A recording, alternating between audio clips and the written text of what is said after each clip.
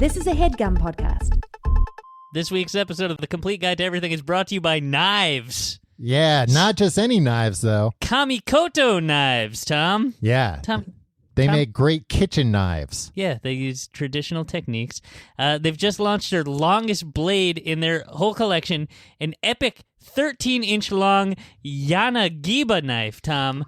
I have this thing. I got one, too. It's like a sword. Yeah. It's amazing. Yeah. Each knife comes in a beautiful heavy-duty ash wood box. They only use steel, sourced from Japan, and each blade is crafted using techniques that have been honed and perfected by generations of knife smiths. Whoa. And because of their single bevel edge, Kamikoto knives can achieve a wickedly sharp edge you just can't get with other knives, Tom. They're ridiculously sharp, like cut through your ribeye like butter sharp. They'll cut through, I think, pretty much anything you throw at them, anything that, is reasonable to be anything cutting. You throw them at. Don't throw them. Just use them for chopping. Tom, I got these things. I got these knives. I opened the box. It was like a beautiful treasure chest. Yeah, it's look, if you're looking for like a nice gift for the holidays, it comes in this really cool wooden box. It looks gorgeous. You open it up and you're like, these are some pro knives. Yeah. This is comes with like a little certificate. Yeah, Tom, and then I found out that Kamikoto knives are used by several chefs working at Michelin star restaurants. So I was like, oh yeah, I'm a professional. I was cutting up vegetables with them. You're on your way to getting a Michelin star. Tom, they have like a weight to them. Yeah. I was cutting through these veggies like nothing. I thought I was going to be scared of it because especially the 13-inch one is huge and it's super sharp. They're sharp as heck, these things. But because of the way it's like weighted, you feel confident with it in your hand. Yeah. You're not afraid of it. Hey, like you said earlier, it makes a great gift, especially because of that wooden box. Yeah. It's a nice wooden box. You can maintain the edge of your blades with one of Kamikoto's sharpening whetstones. Those things are cool as heck. Yeah. And they're so confident that their knives are great, that each one comes with a lifetime guarantee. Yeah. Look, if you go ahead and buy now, Kamikoto is offering our listeners an extra 25% off site-wide on top of their holiday offers, which are bonkers. I didn't know it was that good of a deal. Go to kamikoto.com and use the offer code GUIDE. That's KAMIKOTO.com/guide. That's KAMIKOTO.com/guide. Do it today. Get these knives.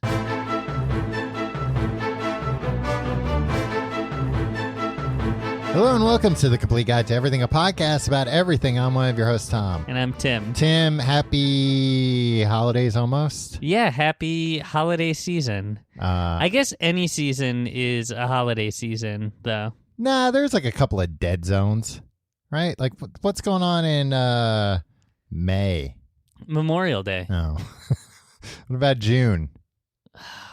Flag Day? Flag Day. Yeah. Well, come on, Flag Day. What? People don't do anything for Flag Day. Salute the flag. I'm talking you unpatriotic. Oh, you only do it on Flag Day, huh? I do it especially on Flag Day, but I do it every day.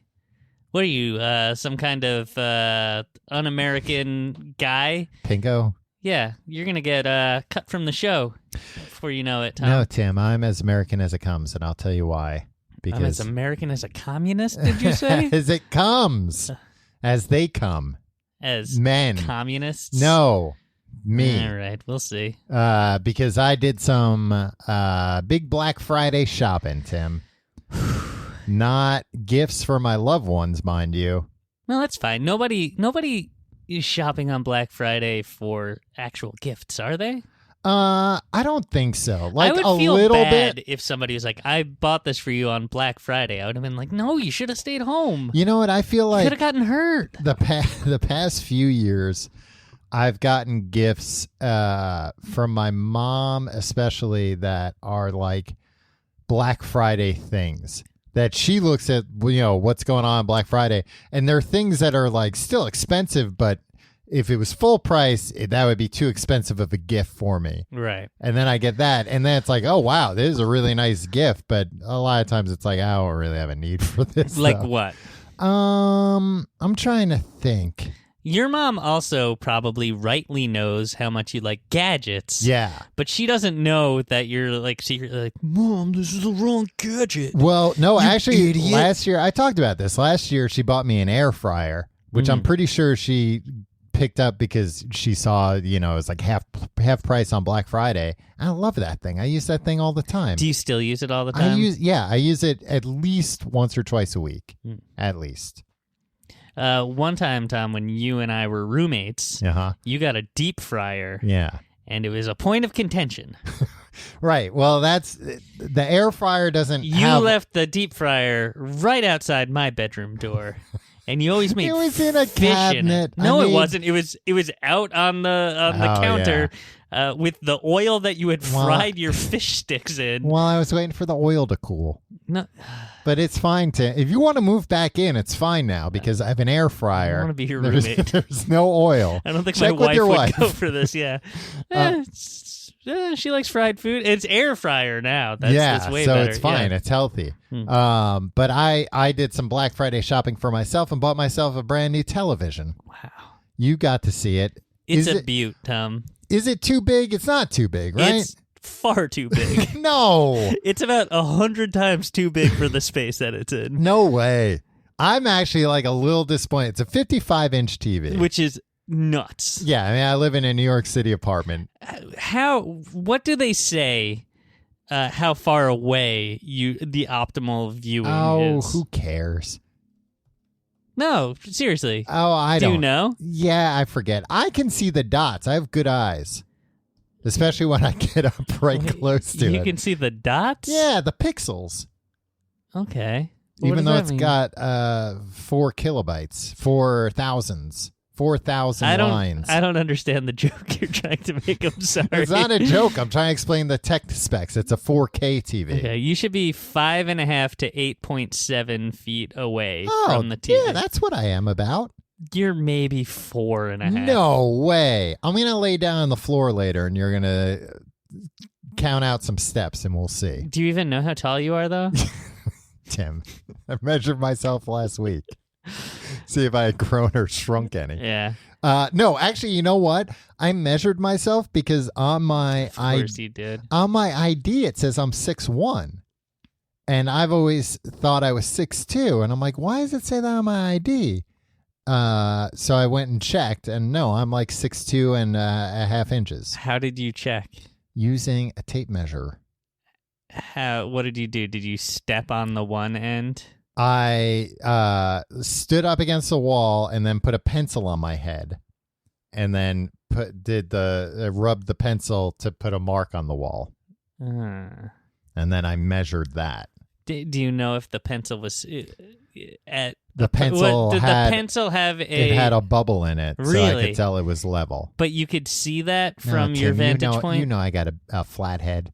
You do have a flat head. But yeah, You're like Buzz from Home Alone.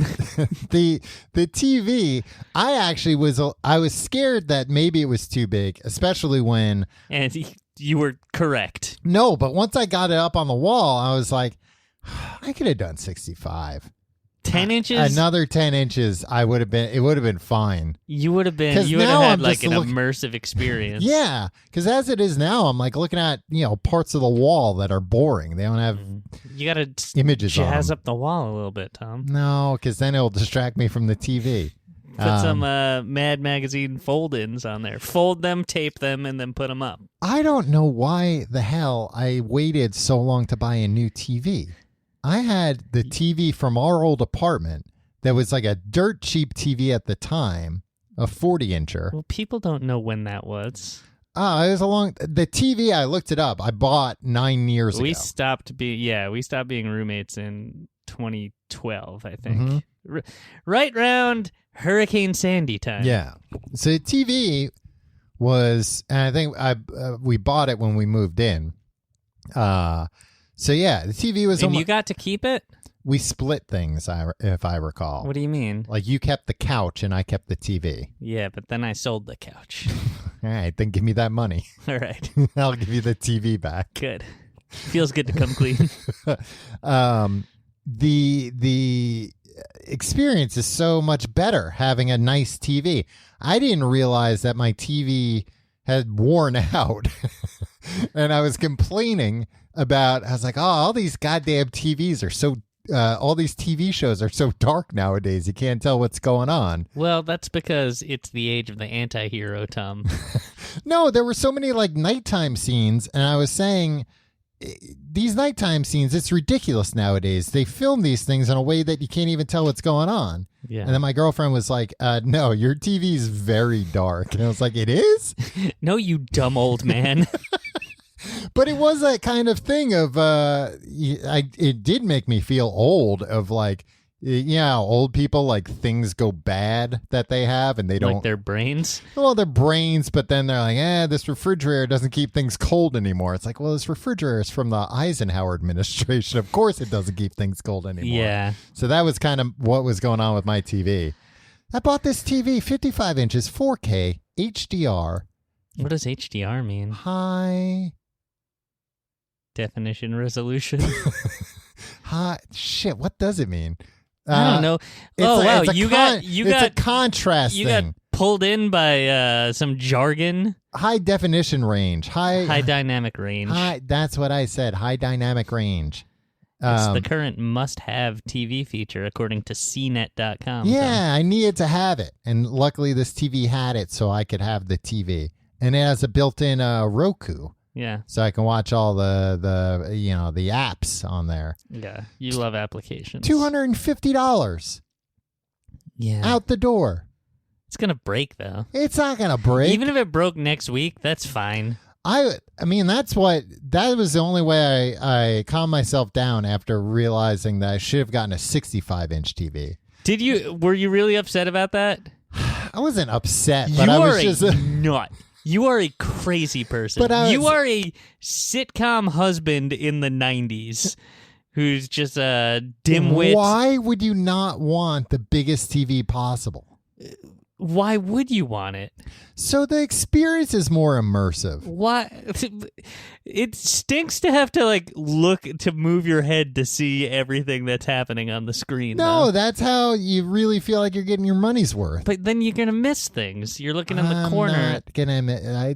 No, it's fine. I can take in everything when I'm watching something. You just want to see the Flash's pecs in the HDR or whatever. No, a lot of so I don't have cable. I mean, I have HBO and stuff like that. Mm-hmm. But I didn't realize that the over-the-air stuff that's not 4K. Oh no. So, but you know what? It does a pretty good job upscaling the 1080p to 4K. It really doesn't look bad. For a guy that watches a lot of garbage on TV, you really care about the experience and the quality of the picture. I was also worried. I hooked up my PlayStation. You're a little more discerning with the characters and the plots. I hooked up my PS4, and I was like, I'm probably going to have to get a PS4 Pro because that can do 4K. But then I hooked this up, and I was like, oh, it looks pretty good. No, I'm not going to get it. I'll wait and get the PS5. Tom, why do you think anybody wants to hear this? Because it's interesting. People want to know what's going on in Tom's life, and this is what's going on in Tom's life. I know. He's got a big new TV. It costs him, barely anything. Yeah. And he's kicking himself for not doing it earlier. But I guess if I did it earlier, probably be even smaller and cost me more money. I got a smaller TV for more money.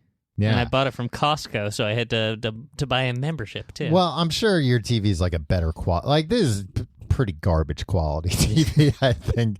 But again, I'm upgrading from an old small TV that was worn out. Mm-hmm. Do you think about this a lot? Like I think about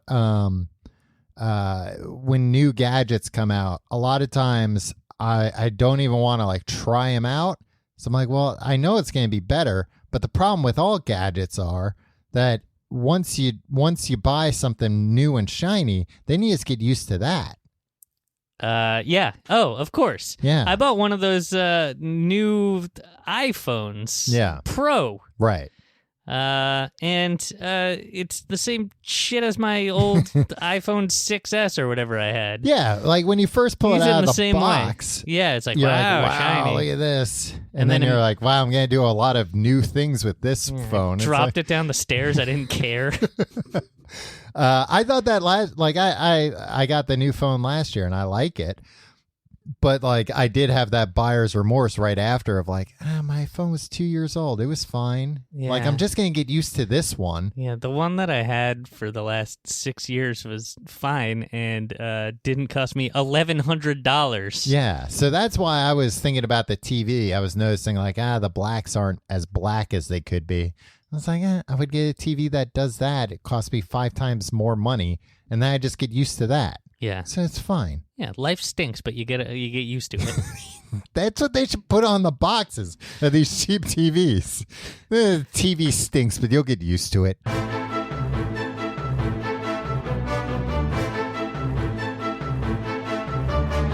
Tom, you mentioned that you had a transition queued up. I was going to say, speaking of television, Sim, one of my favorite things to watch on a television is a motion picture, a movie. And now I've spent a lot of this last decade I'm watching movies on this apparently very dark TV. Yeah, I'm not going to trust your list, actually, Tom. No, I've seen a lot of movies in the movie theater. Tom, guess what? It's the end of the 2010s. It's the end of a decade. Mm-hmm. And we're going to take a look back. Yeah. Tim and Tom at the Movies presents the films of the 2010s. Yeah, our top movies. Now, what's a criteria? I was going to ask you, because I think you're going to argue one of my films. Okay. Well, I was going to say my... No, Tom... What? We discussed this beforehand. You're not allowed to put pornography on the list. You were like, I know it's just a clip, but... it's 2.5 minutes long, but you're not going to believe what happens. I was going to say my criteria would be that it would have to be feature length movie. Okay. And it had to come out between 2010 and 2019. Yeah. It's the films of the 2010s. But Tom. I was going to say, otherwise, it's purely subjective. What do you mean? I'm not saying that these are the best movies that came out in the 2010s. I'm saying these are my favorite movies that came out in the 2010s. The ones that you enjoyed the most. Yeah. And, okay. I mean, and some of them I enjoyed because I thought they were the best, but some I'd like just because I liked, and I don't care if you don't like them. If you like it the best, isn't it the best? No, because I can... There's no objective best. No, because... I like some things, and I mean, you shit on me for like, you like things that are bad or whatever. No, but don't say that. You said it 5 minutes ago. A lot of times in those instances, I know it's garbage. Yeah. But I like it. Tom, it's fine. There's I'm no not such thing as a guilty pleasure. But what I'm saying is, if you know it's garbage, but it's still the thing you enjoy the best, it's still the best. No, because I'm not going to say, you should watch this. It's the best. But if there was somebody that you knew had your gutter point of view, your standards, you would say, yeah, this is the best. Right, if I knew they had the same likes as me. Yeah. The same interests. Yeah. But if I was lowbrow sensibility. But if I was looking to get into the Motion Picture Academy, and they said, but neither of us know about films. It's what fine. are the top 10 films? I wouldn't say, well, Ernest Goes to Camp is up there. But it is. Right. He's he's a classic That's character. the secret. Yeah. That's how you actually get into film school. Yeah. Neither of us went to film school. Mm-hmm. I went down a rabbit hole of watching old Siskel and Eberts. Yeah. And I don't want to speak ill of the dead, but those guys were a couple squares. I don't think that they proclaim not to be. I know, but I don't know. There's a bunch of squares. That was back in They hated Home Alone so much. Oh, really? They were like, oh, it's a retread of Ferris Bueller's Day Off with diminishing returns. Like, what the hell are you even talking about, Siskel? Yeah, it's not really a retread. Yeah, but I'm sorry that he died. Even if it was, I didn't see that movie when I saw Home Alone. Yeah. It was new to me. Yeah. And I don't recall Ferris Bueller having to contend with Harry or Marv. No, the exactly. Wet Bandits. Yeah. That was the whole crux of the movie. Yeah. Tim, Micro Machines. There were no Micro Machines in Ferris Bueller. Micro Machines didn't even exist in Ferris Bueller's day. Or cinematic universe. Yeah. Who do you like better, Ferris Bueller or Parker Lewis? Parker Lewis. Yeah, so all much day, cooler. every day. Corin Nemec, baby. Let's start with number 10, and we'll count up. We'll count down. Casey Kasem style. Yeah, it's called Countdown. No. Oh, count. I'm thinking if it's listed out 1 to 10, we start at 10, we're counting up. Yeah, but to the top of the list, which is number 1. Like the top 20 countdown. Yeah, it should be the top 20 count up. No. We're counting up to number 1, which is the top of the charts. That's we're counting true. up the top of the charts. Yeah, you count down to the top. Yeah. Casey Kasem was living a lie. Again, I don't want to speak ill of the dead. Right, but sometimes you gotta. He was wrong on this one, but I'm still sad that he died and that he was evidently mistreated in his last days. Real tragedy. Yeah. We'll cover him on our those we lost in 2010's episode. God, are we gonna do that? We should, maybe. I don't know. I feel like that's we're on thin ice there. Yeah, probably. All right. Number 10. Do you want to go first, Tom? Sure. Number 10. My number 10 movie of the 2010s, Spider-Man Into the Spider-Verse. Wow, number 10? Yeah. I thought that was going to be number 1. No. You blew my mind. Yeah. Spider-Man Into the Spider-Verse. The animated Sony Miles Morales Spider-Man movie. Starring... it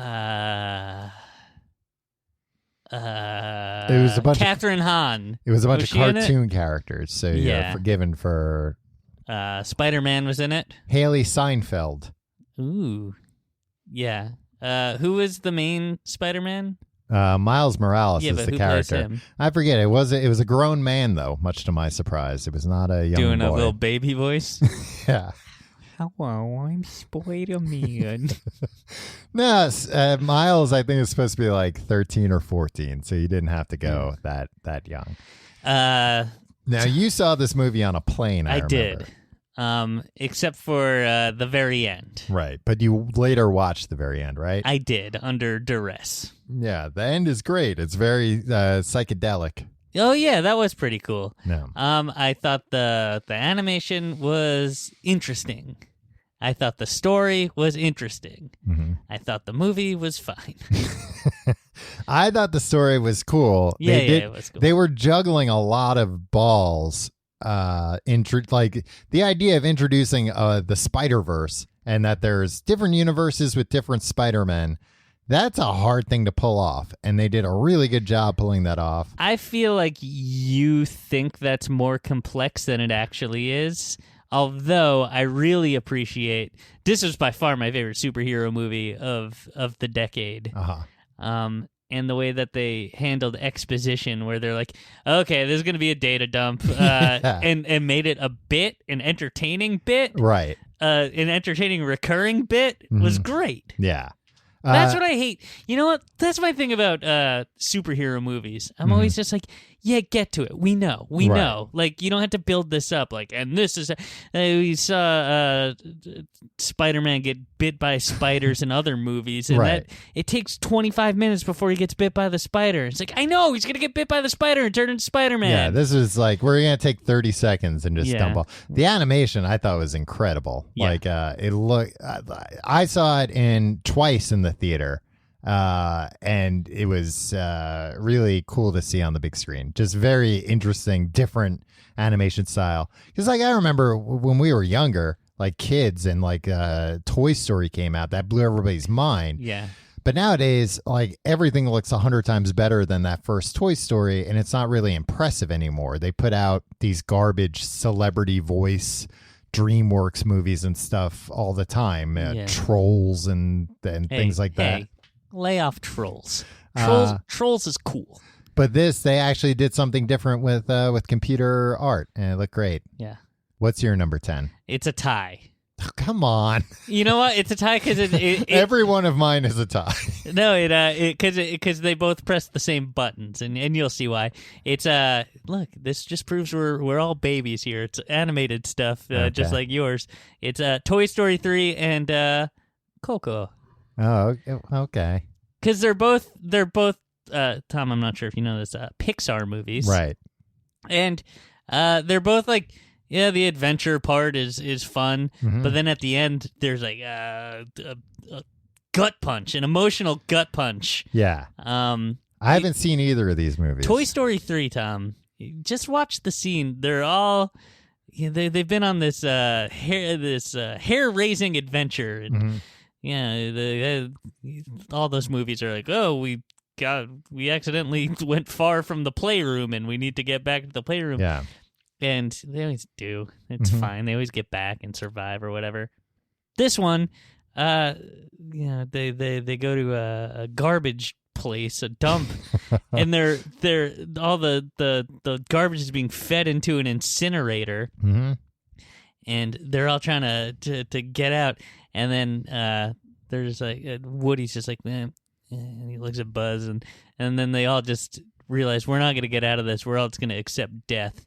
And they all just hold hands and wait for their inevitable death. You bring this up like once a week. I know. It's beautiful. Sometimes it's like you just got to stop fighting and just chill with the people that you care about. No, or just like, just look around immediately to what's important to you. I don't think the message there was sometimes you got to just accept things and chill out with people. Yeah, it is. When they're all about to die. I mean, maybe it's about accepting death, but not about chilling with your friends. No, it's about do you want your last moments to be thrashing like in desperation? Yeah. Or do you just want to share a moment with the people that you love? I am sure my last words are going to be, no, no, no, no, no. Yeah, those are going to be my last words. My last words are going to be like, no, I was kidding. It was totally a joke. It was a misunderstanding or I've said something. Right. Yeah. And Coco is also a movie. Yeah. I want to see Coco. That looked a little different than the traditional Pixar art style, like a little more neon-y. I saw that in 3 dimensions, Tom. Wow. Yeah. Did you ever go behind any of the characters? I did. Wow. Well, what I did, I would often reach out in front of me, and you could actually touch them, and you could feel them.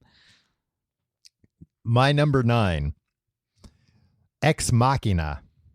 Starring what Oscar Isaac. Yeah, the boy. Oscar Isaac, the boy that became a man that everybody loves. I like that movie. It was about androids. Mm-hmm. But it was a small movie. It all took place in a house. It wasn't like the Terminator, which, takes place all over the place. And it was good. Oscar Isaac was really good in it, despite me forgetting his name at the time.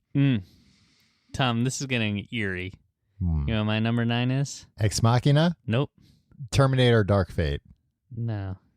What? Another Oscar Isaac vehicle. Inside Llewyn Davis. I've never seen it. It's a Coen Brothers movie. movie. I don't know why I haven't seen it. It's like it looks very charming. It is. It's the most charming bummer of a movie about a sad sack guy that you kind of hate, but you also feel bad for, and nothing good happens to him in it. Nobody's redeemed. Nobody's learned anything. Alert. Yeah. Oh, spoiler alert. I mean, this movie came out in 2013. But I just said I haven't seen it. You just follow this guy around, and he kind of sucks. Right. But he's Oscar Isaac, so he's like charming while he sucks. Kind of. Yeah, you can pull it off. But you're also like, fuck this guy. Yeah. It's nice. And it's also, it's one of those New York, I really like, I didn't really like that. Hey, I like movies where New York is a character. Yeah. But you know that Miss Maisel lady? Yeah. On the she's TV? marvelous, I hear. Yeah. She walks around New York City, and it's old-time New York City. Yeah. It's fun to look at. I think they do a good job, and they do the same thing with this. It's like the 60s. Oh, is it? In downtown New York, I didn't realize in the folk scene. I didn't realize it was a period piece. Yeah, it is. I thought it was like present day. No. Yeah. Maybe I should watch it. Tom, you should watch all these movies. Learn a thing or two. Yeah. All right. What's your number 8? My number 8 is Under the Skin. Gross. Is that some sort of movie about skeletons? Starring Scarlett Johansson as ScarJo. As an alien, of all things. An alien wearing human skin. You're thinking of Species. No, it's similar to Species. Starring Natasha something, right? Natasha Henstridge? Yeah, what happened to her? Has she been in any movies in the 2010s? She was in Species 2, but I think that came come out out in the 90s as well. Under the Skin was good. I read the book. I really liked the book. And then I watched the movie. I really liked the movie. The movie's like very weird and moody. A lot of the ones on my list, like Ex Machina, are like indie sci-fi that are just moody. That's my favorite type of movie. Do they play xylophone on anybody's ribs? Who? I don't know, the skeletons. There are no No. Aliens under the skin. Oh, I thought it was just about what happens when the skin, what happens under the skin. You're forgetting and it's about skeletons. muscles. It's like Dance Macabre. There's also muscles under the skin. What is your number 8? For some of us. What? Your number 8 better also be a Scarlett Johansson movie. It's not. It's a movie, I think it's a Swedish movie, Tom. Okay. You ever see this movie? It's about a dork. Force Majeure or Force Majeure. No, but you know what? I keep meaning to watch that movie too. So it's a movie about a coward and it rules. So it's also a movie about a guy who's a coward in like the way that I know I would kind of be a coward. Yeah, so it's a guy, he's on a family vacation. A ski trip. Yeah, and he's videotaping his family, and there's an avalanche, and he runs and saves himself. Yeah. And the avalanche winds up not killing everyone. Yeah, and the avalanche turns out to be nothing, but he's abandoned. But then he has to deal with the fallout of like, oh, my whole family just saw like when the shit hits the fan, I'm looking out for number 1 first and foremost. And I don't care about anybody else. Yeah, it's one of those. It's foreign, right? Yeah, it's like Swedish. Yeah. But it's cool because I think it's Swedish. I knew it was foreign, but I meant it's not in English. Right. It's cool because it's, you know how they took cringe comedy a little too far after the British Office and then everything became super cringy. Mm-hmm. They added. It's subtler cringe comedy, and it feels like real life cringe comedy, and it's really good. It's a real uncomfortable movie the whole time, and you're just like, man, this stupid fucking coward.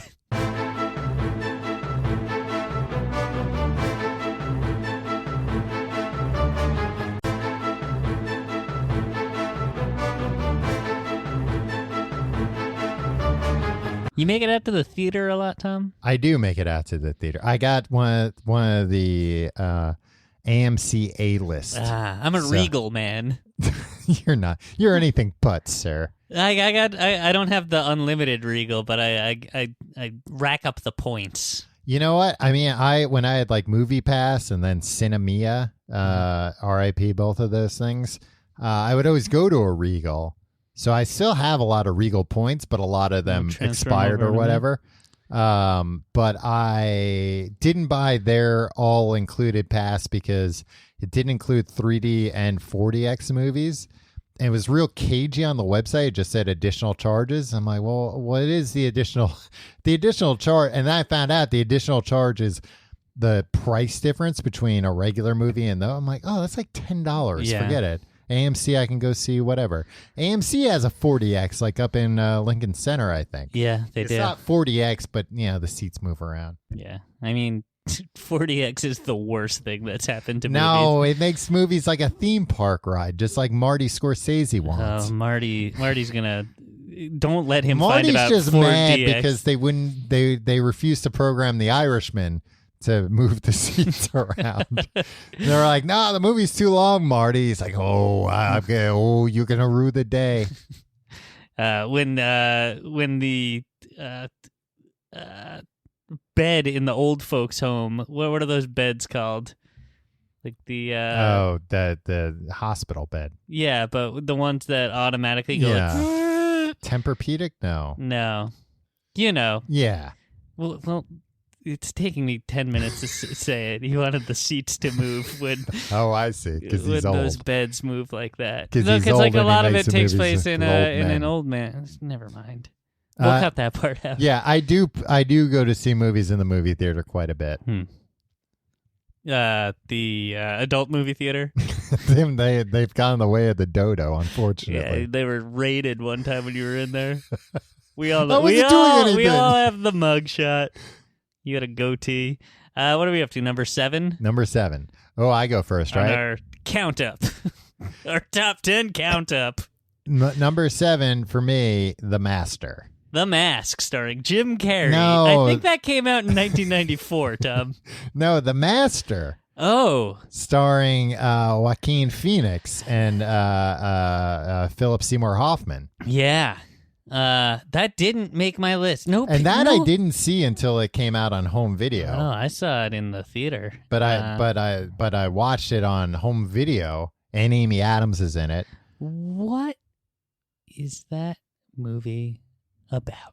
It's about Joaquin Phoenix's character is just a maniac. Yeah. And Philip Seymour Hoffman is kind of a different kind of maniac. Yeah, is the head of Scientology, basically. Yeah, but it's not really L. about Ron that. Hubbard. I think everybody was like, "Oh, this is going to be a crazy takedown of Scientology." And it's like, nah, it's about like everything, kind of. Yeah, it's about a guy, and then just by chance he gets mixed up with a Scientology-like organization. But even that is not necessarily bad for him. Like, it kind of seems like maybe this would have the best chance at fixing him. Yeah. It's great. If you like Joaquin Phoenix, some of his best acting in that movie, I think. I can't believe you're a Joaquin man and totally overlooking Philip Seymour Hoffman. He's the one that generally gets cited in that. Oh, of course, but he's not in it as much. Yeah. And I feel like when he is in it, he owns... he steals the scenes, and that kind of overshadows Joaquin Phoenix and what he's doing in the rest of the movie. This is why we can't do those we lost in the 2010s, because I'll just get real bummed out. Yeah, exactly. Yeah, so let's not. We're canceling that. Next week's episode is canceled. Everybody, go home. Good flick. I totally forgot about that movie. Yeah. Number 7 for me. Mm-hmm. A movie starring the boy Twilight himself, Good Time. Oh, you know what? I was going to watch that the other night, and I didn't. That's another movie. I'm realizing from this list, like Toy Story, I like because the toys have to accept death. Inside Llewyn Davis, I like because he's a bummer man that you feel like he's kind of just a crappy guy that bad things happen to. Force Majeure is about a guy, a coward, and the awkwardness that comes out of his cowardice. And Good Time is just uncomfortable. It's the most stressed out. It gave me a panic attack when I watched it. Mm-hmm. It's just a guy, a low-level grifter in a tough spot with like he's got to get money. A mentally challenged brother. Uh-huh. That they commit a crime, his brother gets locked up, arrested, and he has to break him out, and then just has the most anxiety-inducing worst night ever. And it's filmed on like grainy video. Yeah. They wind up in Adventureland. Really? Yeah, huh. In the middle of the night, like hiding out in the haunted house. It's the scariest movie I've ever seen. That's apparently the movie that convinced Matt Reeves that he could be Batman. Like, he saw him and Robert Pattinson in that movie and was like, there's my Bruce Wayne. Not necessarily because it's like, oh, he's acting like Bruce Wayne, but like, oh, this guy's versatile. I could see him doing this. Yeah. I was going to say... That's cool that this great movie that I loved will lead to some shitty run No, of the I mill. think this. No, Oh no, this is the one where they'll turn it all around. I think this is gonna be a good Yeah. one. But you can tell it's serious because they put the Batman. Yeah. Yeah. I was gonna say that actually, just barely missed my list. Would have been The Lighthouse with Robert Pattinson, which I just saw recently. Robert Pattinson, Willem Dafoe, great movie. William Dafoe.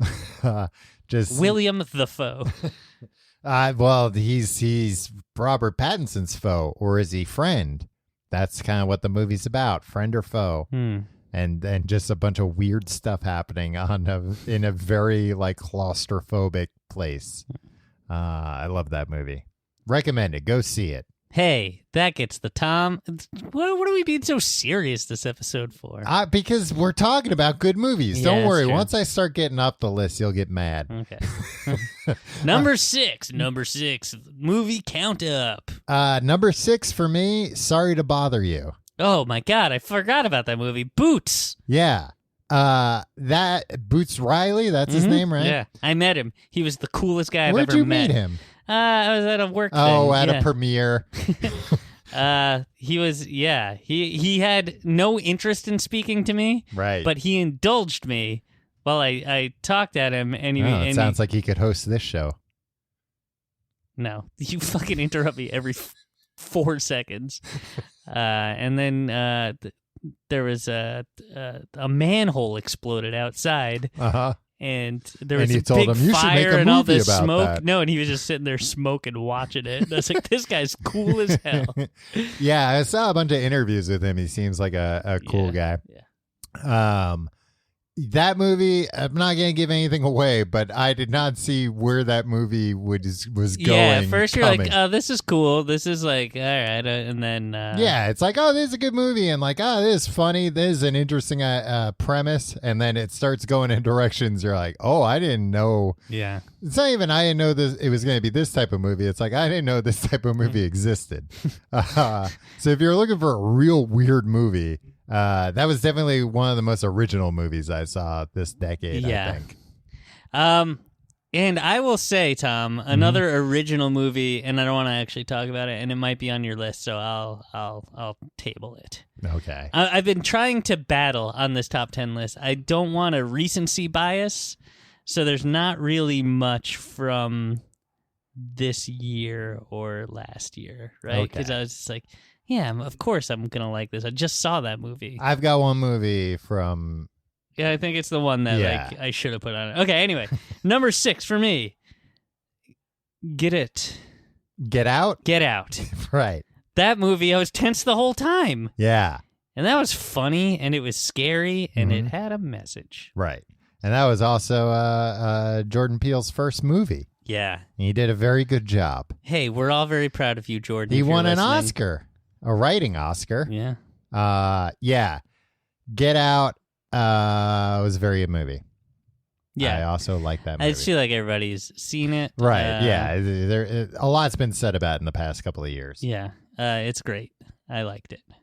It was number 6 on my list. Number 5. All right, Tim. Here we're getting into my top 5. Where I predict you're gonna start getting mad at me. Listen, I surprise people a lot. Number 5, John Wick. It's fine. I know you're just a huge fan of gun violence. Right. You think there should be a lot more gun violence Yeah. or glorification of gun violence in American society. So Now look, John Wick 2 and 3 are fine. They're good. I think I like John Wick 3 more than I like 2. 2 was Have you seen any of these movies? You talk about this as soon as you examine the world they've set up. It makes no sense. Right. As soon as you start trying to rationalize, like, wait a minute. So, like, New York City supports hundreds of assassins and hitmen? Like, Jesus, no. How would that work? There aren't that many people that need to get killed all the time. You know what the thing is, though? Mm-hmm. You've probably been, in the last month, Yeah. on the same subway train With a hitman? Yeah, somebody who has been hired to kill people. Really? Right? I don't know how frequent it is. Because I think a lot of times people get caught. Maybe in the last year? I don't hired for what? Not the same train car. Right. Same subway train. Maybe. I mean, I think there's a difference between somebody getting hired to kill someone and it's like, oh, I'll give you $500, and that $500 would mean a lot to you. You're desperate enough. You haven't done this before, but you've maybe done other bad things. You've maybe killed people not for money. Mm-hmm. And so you're reasonably sure you can get away with it, and that $500 would be great for you, and you'll do it. And like a John Wick or like a mob hitman or whatever. Yeah. Where you're getting paid the big bucks. I mean, probably both. You've been on with both. But John Wick, I think, really helped redefine action movies. Yeah, but I love it. I don't like how he had to movies. shoot people in the torso and then the head. To make sure they're dead, Tim. I don't know. See, that's I forget what movie it was that I was watching recently. It was like an otherwise really good movie. And it's so weird to me that it's just taken as a given in movies that if you hit somebody in the head hard enough, they'll be knocked out and won't cause any more problems. And in real life, there's a very thin line between doing that and killing somebody. Yeah. You can't infiltrate a place by knocking 8 guys out. The next day on the news, they'd be like, 2 of those guys died, 3 are in a coma, and the others are going to have a CTE for the rest of their life. Yeah, I just don't see, he shoots people in the heart. Right. And he's like, well, and then in the head, just to make sure they don't shoot him back with their dying breath. Yeah, too violent. He's a careful man. Too violent for me, Tom.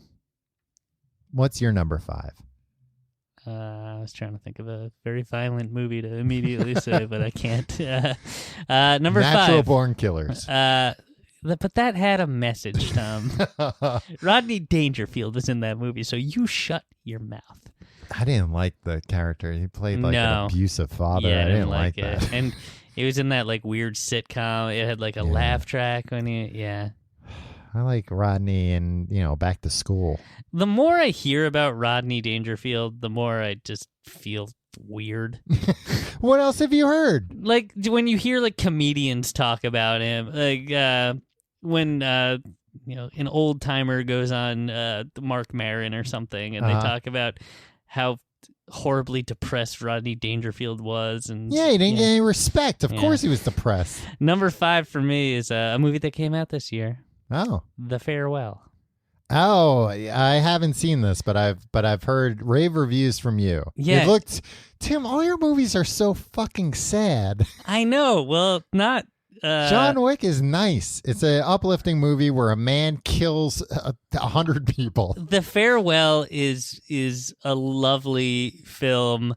When movies you're like, oh, I don't want this movie to end. Yeah. It was like that. It was like, I just want, hey. And you know me, I want movies to be over as soon as they start. 70 minutes would be ideal. 70 minutes would be the upper limit for me. This movie, I was like, I just want to. It stars Awkwafina, Tom. Yeah. She finds out that her grandmother is dying and her family isn't going to tell the grandmother that she's dying. They all go and hang out with the grandma. It's wonderful. And now, is it because she's on John Wick's list? That's why she's dying. They know she's a marked woman. I'm not sure if this is in the John Wick verse, and there's no way we're going to be able to defend against John Wick. Unnamed assassin that's after her, one of his rivals. Yeah, but maybe they just couldn't get somebody the rights else from to the John Continental Wick. Hotel. Yeah, there's hundreds to choose from what I understand. I like Awkwafina. I think she should start going by her real name. It's such a bad name, Awkwafina. It's like, after Pepsi's water brand. Yeah, but it's also she's awkward. Yeah, that's fine. Just go by your regular name now. Why don't you pull not pull a Dwayne Johnson? Yeah, I don't know. Who cares? Yeah. Who cares? Names are a name ain't nothing but a number. It's not true. Like Aaliyah said. Number 4, The Dark Knight. Huh? The Dark Knight. Keith Ledger. Didn't that come out like 15 years ago? No. Oh, shit. Was it? No. Oh, fuck. I think it came out in 2008. You fucking... You know what? I saw The Dark Knight Rises on a list, and I Yeah. think I just assumed The Dark Knight came out. Would The Dark Knight Rises make your list? Yeah, The Dark Knight was 2008. No, The Dark Knight Rises would not make my list. You goon. I'll No, say Iron Man. No, I'll replace it with no. I don't know. This I throws forfeit everything my up. number 4. Jesus, Tom. God damn it. Okay, I might have to forfeit my number 4 as well. Okay. It won an Oscar, so I think it's a movie. All right. OJ Made in America. That is on my honorable mention, and I was gonna say just because it is like too long to, even though it was apparently originally shown in one sitting. Yeah, like they a showed movie. it at the Museum of the Moving Image in one day. And it's like 7 hours long, right? Yeah, and I was gonna go, and my wife wouldn't let me. She's like, "I think you'll just come back crazy." Yeah. And she was right. But it's perfect storytelling, and it's something it's a that phenomenal documentary. yeah, and it puts everything in such a larger context. Yeah. But also like it hits that story from every single angle, Right. and does it so effectively from every angle. Yeah. The Was personal, the larger cultural, the like race stuff. Yeah, everything. I was gonna say, was it like the third episode they get into like the civil rights movement in sports? Yeah. And how OJ was just kind of like, no thanks.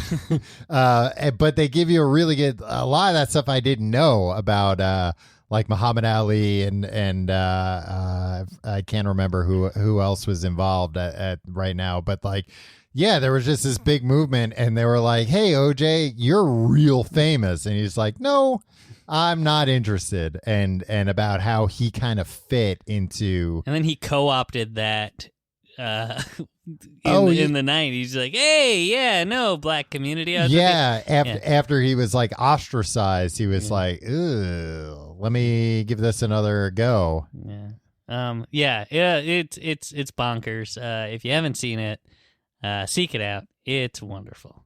Yeah, it's on the internet. Yeah, it's everything. It's all the things. Yeah, because like there's parts of it that are like you hate to say it because like the impetus is that there were murders, right? But parts of it are really funny.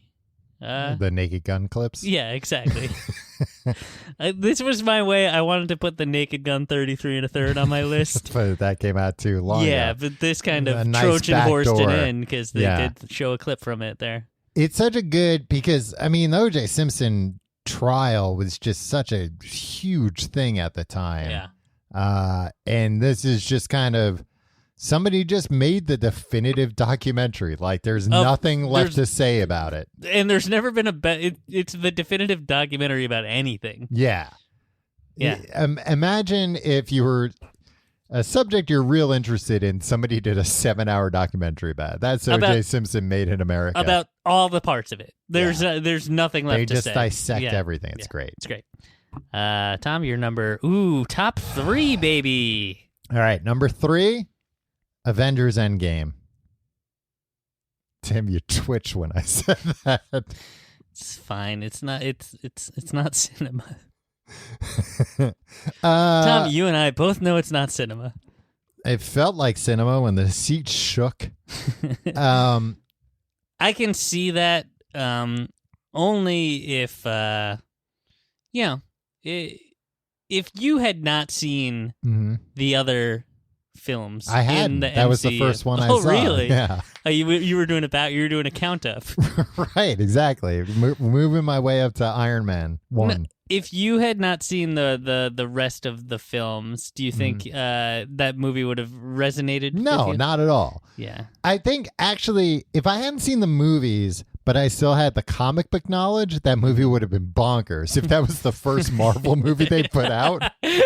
That would be incredible. And it was just, look, you're going to have a deep knowledge of who all these characters are. You always get so angry when people are like, I'm like a nerd. I like comic book movies. Yeah. And you're just like, no, they're the highest grossing entertainment. Everybody likes comic book movies. But if none of these other Marvel movies had come out, there hadn't been a superhero movie since the X-Men movie in 2000, and in 2019 they put out Endgame, it would have been you and like 8,000 other super nerds, and you would have all been like, I almost died 15 times during this film, and everybody else would be like... They had like 50 different characters I knew. It was insane. And everybody else would be like, these fucking losers. Like, this movie made no sense and was 3 hours long for some reason. Why didn't they make a movie just about one of these guys? I think for that reason, it was such a unique... nobody had done anything like that in film. Of like, we're going to make 23 sequels, essentially. And then it's going to lead up to one big movie. And I will also tell you that I've said this on the podcast before, and I'll say it to anybody who listen. I've never felt the kind of emotion I felt when Captain America picked up Thor's hammer. I don't know what Anger, it was. Right? You were like, how dare you? Hey, that's disrespectful. That's that man's hammer. Don't touch it. No, it's just like a very weird, like, I left my body for a second. And like, those aren't even like, growing up, Captain America and Thor were boring as shit. Yeah. Like, but those movies made me care about those characters. And then when that happened, there were just like a lot of, I mean, it was fan service, but there was just the perfect fan service in that movie. Hey, Tom, I'm glad that you liked it. I did. A lot. How did you feel about Chris Pratt in the film? You know what? I don't like his character. I don't like Star-Lord. You don't like Quill? No. Peter Quill? Peter Quill, yeah. No. I'm not a big Guardians of the Galaxy fan. What about that wisecracking raccoon, though? You know, the raccoon, Rocket Raccoon, is probably my favorite character of all of them. In the entire MCU? No, just in you said it. Guardians. All right, what are we up to, number 3? Yeah, that was my number 3. My number 3. You're gonna twitch when you hear this one. But I can defend it. It's watching Twitch. Yeah, PewDiePie. The Grand Budapest Hotel. Did you see that film? I didn't see it. You have a thing about Wes Anderson. Yeah. You think he's too cutesy. Too or something. twee. Yeah. By half. I hate when people say that, right? Too blank by half. Or this is better than it has any right to be. The fuck does that mean? Shut up. This is better than it has any right to be by half. Yeah, no, I can see this was a marriage of like this was like an adventure story, and like there was some. That guy plays the main guy plays Flash Thompson in Spider-Man. I don't give a shit. Who? The bellhop, the bellboy.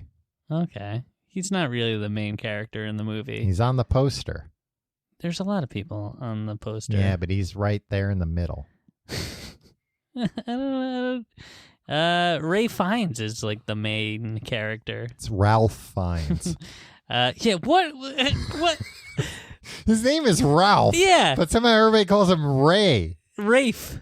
Rafe. This Ralph. guy stinks. His name's spelled Ralph. Ralph Fiennes. It's really not like I could see that, and I think I don't know what movies of wait. His first name is pronounced Rafe. I think so. I've always just assumed it's Ray Fiennes. Oh, I thought it was not Rafe. Rafe Fiennes. Oh, maybe it's Ray.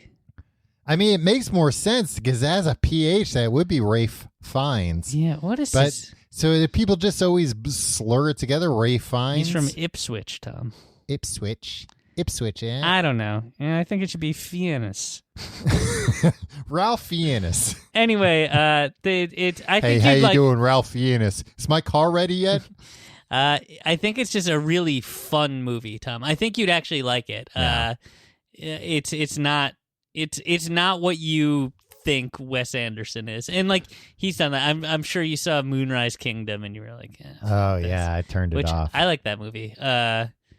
Also, like, you don't like movies about people being nice. Tim, Avengers Endgame were people being the nicest they could be, trying to save the universe. No, they're just to save the universe. Agree the to nicest disagree. thing you could do.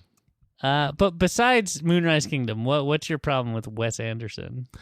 It's just too cutesy. I don't like it. I mean, I like some of his movies. I actually really liked Rushmore, but I felt like after that he just got like he leaned too far into the cutesy stuff. Yeah, I guess. I don't know. I think it's too easy a criticism. I think people don't. I don't think it's cinema. It's my problem. Hey. Number 2. My number 2 pick. God, I hope this movie can't. Yeah, I'm a 99% sure this came out in 2010. Inception. Yeah, it did come out in 2010. Okay. Really? You liked Inception that much? I love Inception. I've always liked the idea of like lucid dreams and dreams within dreams.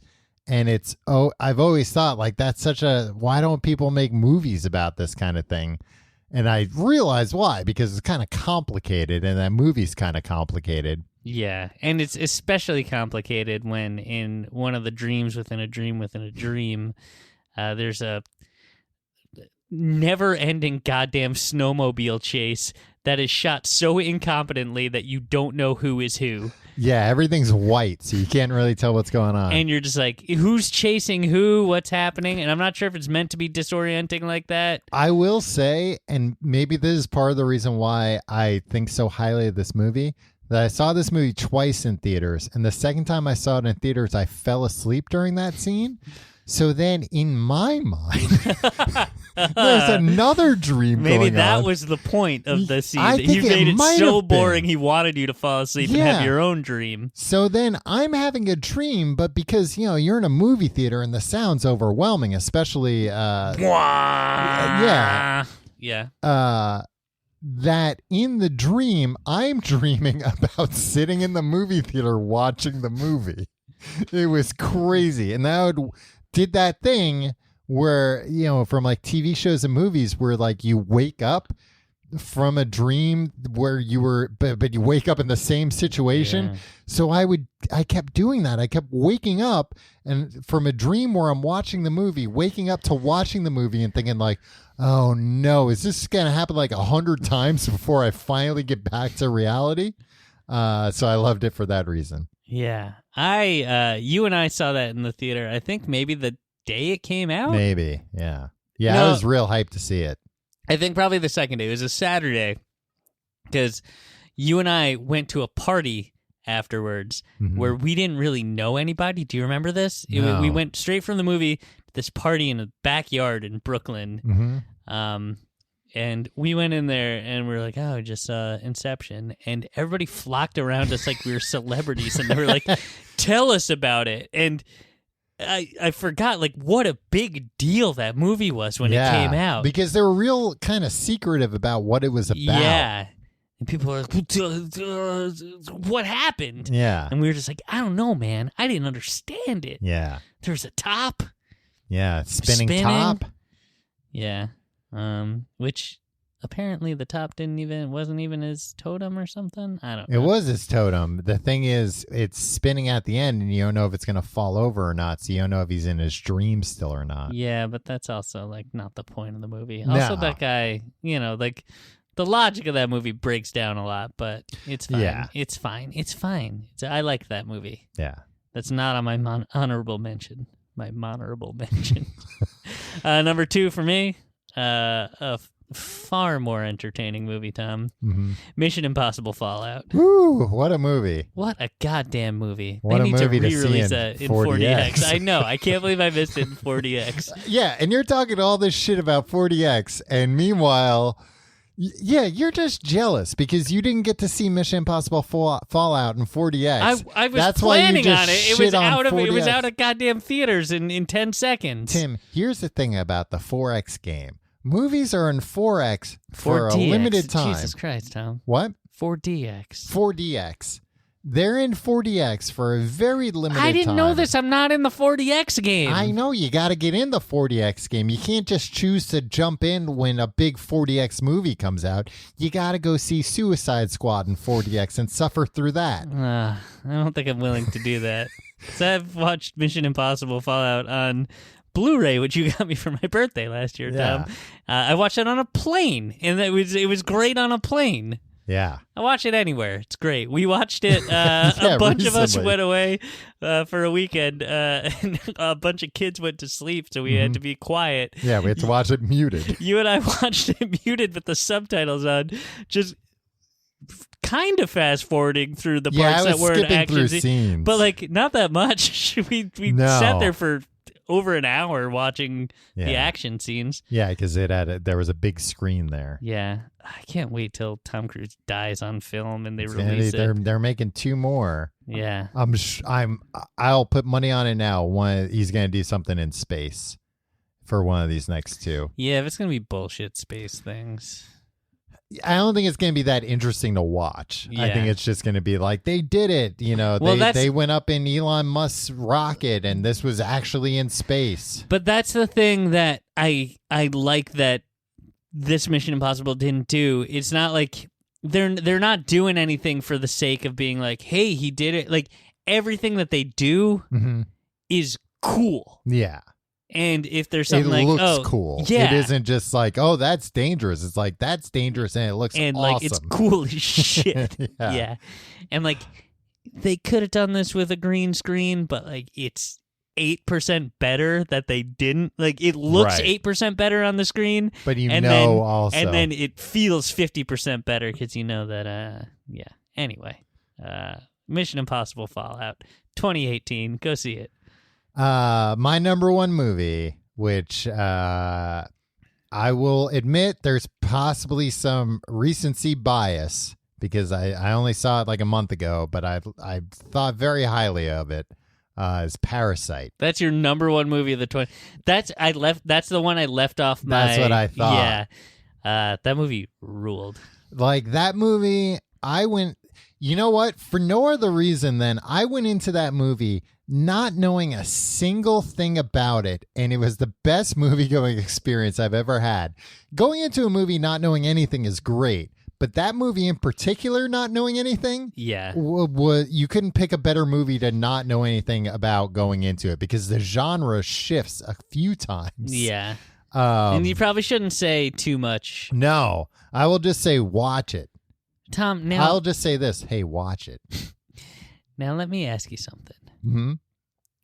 When a movie that you're anticipating is coming out, you go and do a whole bunch of sleuthing on the World Wide Web, the dark web.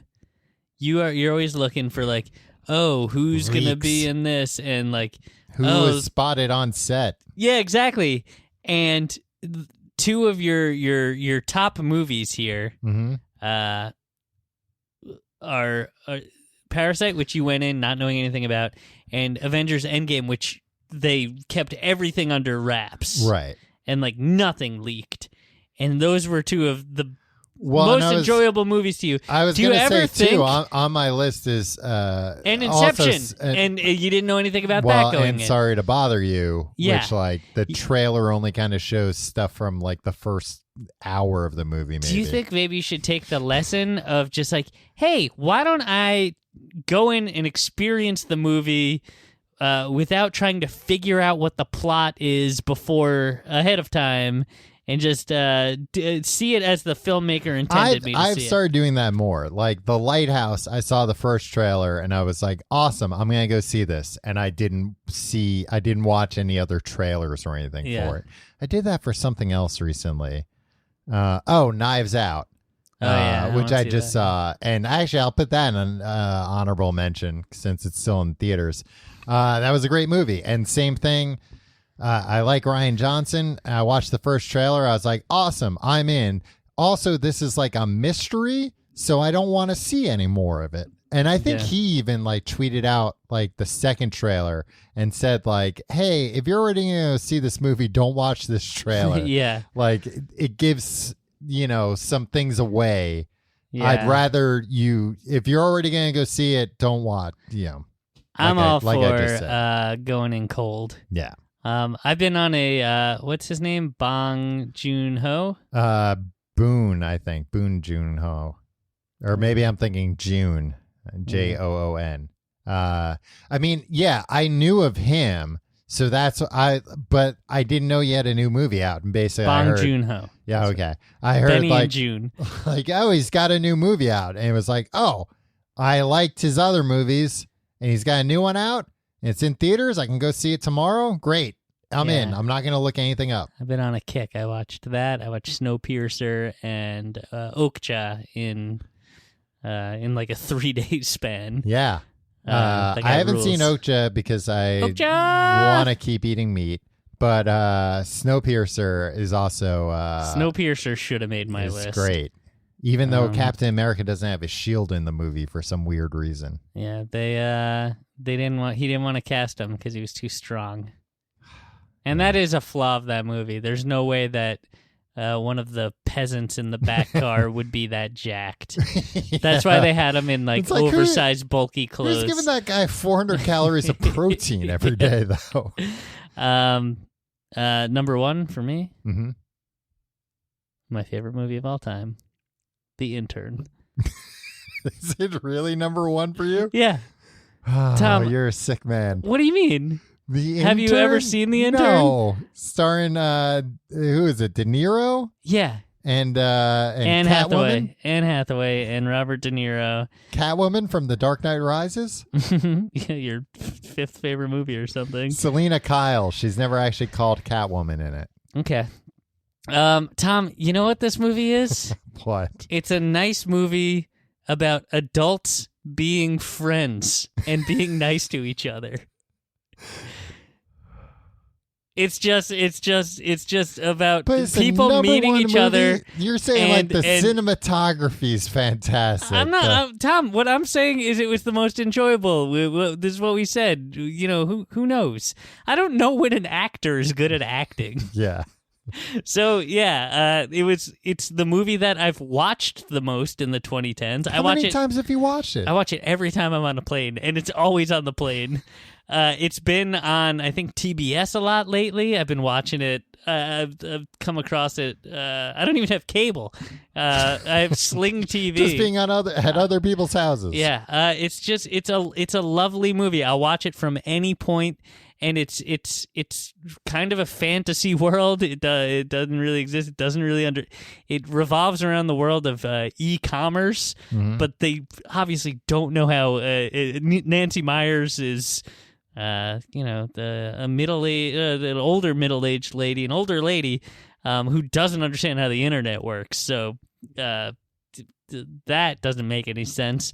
But it's just about people being fucking nice to each other. And now Owen Wilson and Vince Vaughn are in it too? That's a whole different movie. I think that was a Google commercial, right? The Internship, was that? Yeah, what's your movie called? The Intern. Oh, I see. So it is the sequel. Tom. Oh, it's a prequel because it came out after The Internship. I think you will like this movie if you watch it. I'll watch that movie. You have more movies on your list that I haven't seen than I do on my list, I think on my list... you've seen all the movies on your list.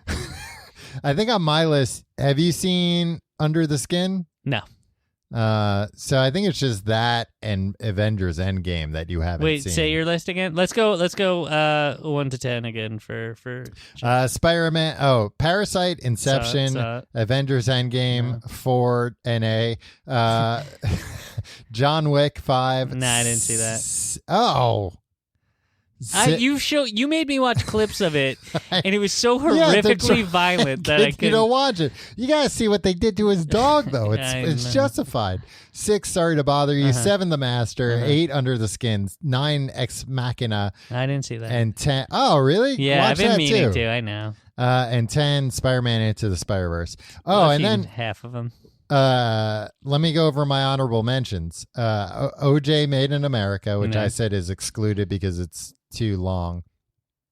Mad Max Fury Road. I am shocked that wasn't number 1 on your list. You know what? I feel like I've only seen it in theaters, and I wonder if it won't translate to watching it on my TV. What about your monster TV? I thought about that because now I'm like, oh, I got this big TV. Maybe it is time to finally watch Mad Max Fury Road. Also, The Babadook. I haven't seen that, but yeah. I think it's not scary the second time around, which is why I didn't put it on, but it's scary as heck the first time around. And then Gay Icon, The Babadook. Yeah. Right? Apparently that happened afterwards, but I don't understand how leaned Twitter works. That's into the it. only thing I know about The Babadook. And then also in my honorable mention, because it is not a feature-length movie, it's a short, World of Tomorrow, which I think you've seen. What's that? Oh, what's his name made it? Oh, I actually haven't. I've seen Hirschfeld? I've seen the first one. Oh, okay. Yeah. Oh, and I loved it. So that shit's right up my alley. Yeah. Yeah. Watch I gotta World of watch Tomorrow. That. Yeah. You're right. It's like, I don't know, 16 minutes or something. It's fantastic. So like that one I've watched that probably like 4 times. It's very good. Nice. Going through mine, you haven't seen The Intern. You've seen Mission Impossible. You haven't seen Grand Budapest Hotel. No. OJ Made in America, you've seen. The Farewell, you have not. No. Get Out, you have. Yeah. Good Time, you No. haven't. Force Majeure, no. No. Inside Llewyn Davis, No. Toy Story 3, Coco. No. And yeah, I haven't seen like most of your movies. my honorable mentions. Yes. Beasts of the Southern Wild. I haven't seen that, and that's another one I keep meaning to watch. That movie's just crazy. I don't know what I think about that movie. It's bonkers. The Bridge of Spies. That's Tom another one Hanks I and keep Steven meaning to Spielberg. watch. Yeah, how could it be bad? I think it's not. And Joel and Ethan Cohen did a Like a punch up on rewrite, on the script. The dialogue pops, baby. But also, I don't know. I feel like I'm not a 65-year-old man. I shouldn't actually. And my third. Boy, this movie really swings. Lady Bird. Yeah, that was potentially in my honorable mention list because I really like that movie. Yeah. It was that's another nice movie Yeah. where like people are mean to each other, but then by the end they're nice to each other and you're like, oh, I'm glad they patched that up. Yeah. Or it's what the nun says to her at that one point. Oh, fuck. No, I'm sure she doesn't say that. No, the nun says something. I don't know. Go to the plugs. It made a real big impression on you. If you like the show, check out TCG. Never mind. See you next year, No, everybody. we do own the Complete Guide to Everything the Complete Guide to Everything.com. I think we do own. No, don't do that. It's TCGT.com is the stuff. website. You can follow us on Twitter at Complete Guide. Follow me on Twitter and Instagram at Tom Reynolds. Follow me at your pal, Tim. If you want to support the show, support our sponsors. Check them out, especially the knives. If you're in the market for a knife, look at these knives. There's something else. Also, TCGT.com/Amazon for your Amazon shopping. We had to change the link a little bit. It's not on our website anymore, but it's if you go to that URL direct, you'll still get where you're going to be, baby. And patreon.com/complete guide for our secondary podcast called Books the Podcast, where we're getting neck deep in Little Women. I'm reading it, Gross. telling Tim about it. It's going great so far. Patreon.com/complete guide. And you get all the back episodes. Yeah, of, and books. then, you know what? Speaking of Lady Bird, she's in the movie of Little Women. She directed it, I think, right? Oh, yeah. I don't know if she's in it. No, wait. Lady Bird is in it. Oh, yeah. Lady Bird is in and it. Greta Gerwig, who directed Lady Bird. Frances directed. Ha. Yes, Frances Ha directed it. Right. Mistress America directed it. You haven't seen Francis Ha, right? No, I got That's it. I'm also sure on that my will be honorable on my list. mention. And it's also like 87 minutes or Yeah, something. it's black and white, and it's like a single roll of film. It's great. What if you watched Fury Road in black and white as it They was have that intended edition, to? right? Yeah. I wasn't That's how he intended? wanted to. Oh, really? Yeah. But then the colors in that movie are so cool. Yeah, the colors. Everything about that movie is cool. Man, those you know colors really pop. Everybody talks about that guitar guy. I think that's a little cheesy. Yeah, and I don't like looking at like radiation blisters. Yeah. I don't like that part either. No. The whole movie is summed up. Lady Bird, Tom. When a nun says the nun something to says, Lady Bird. Don't you think they're the same thing? Love and attention? Where like Lady Bird is all upset because like she's like, my parents are on my back, blah blah blah blah. Is it parents or just her mom? It was her mom, Jackie from Roseanne. Her dad is also kind of like a little checked out. And, Yeah. But like the whole thing is just like, look, man, if people care about you, it's not always going to be. It's fine. Everything's great. Go watch Lady Bird. Lady Bird's a great movie. Go watch Francis Ha. Go see Little Women in theaters soon. Yeah, let's hear it for Greta Gerwig, everybody. She's great. I'm glad they didn't get that. Well, she was gonna do like the How I Met Your Wife spinoff. How I Met Your Father. Yeah, that was. I'm like, that would have sucked. She would have been doing that sitcom for like a decade, probably. Would have just kept going and going. Richer than she ever imagined. Right. She'd be pulling down $17 million a year. Yeah, but it's more interesting seeing her. But we wouldn't have gotten this Little Women adaptation. Yeah. Or somebody else would have done it. I mean, I'm gonna watch a Little Women adaptation. I'm not gonna watch. I can't watch this other show. Mm-hmm. I never saw How I Met That's Your what Mother. happened. Glenn Howerton was on That 80s Show, the spinoff of That 70s Show. If that hadn't gotten canceled, we wouldn't have Always Sunny or AP Bio. We might have had AP Bio. Yeah, by now, probably. But also, the butterfly effect, right? He also... Ooh, maybe that should be a movie of the 2010s. No, it was before 2010. Yeah. Glenn Howerton also auditioned to be Superman in Superman Returns. Didn't get it. Yeah, it wouldn't have made any difference even if he did. No, still get it done. It's Always Sunny. Thank you and good night.